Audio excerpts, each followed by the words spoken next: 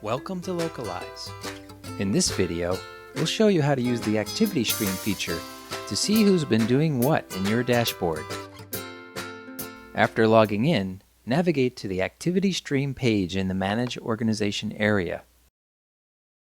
Here we see the activity stream page.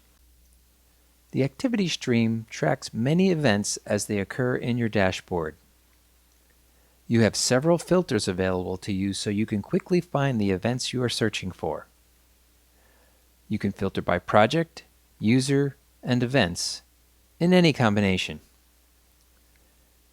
If we filter by a specific user, we can see what that user was doing and when.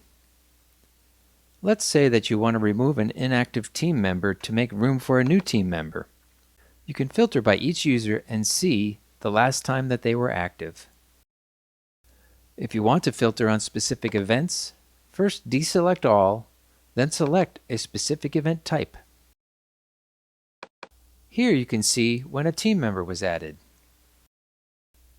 Let's look at when we updated any project settings.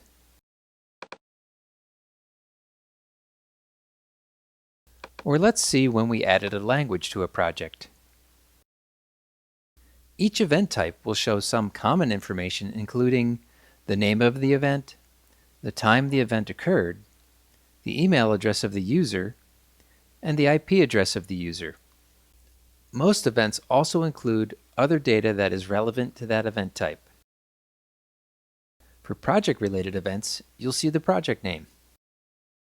For organization-related events, you'll see the organization ID.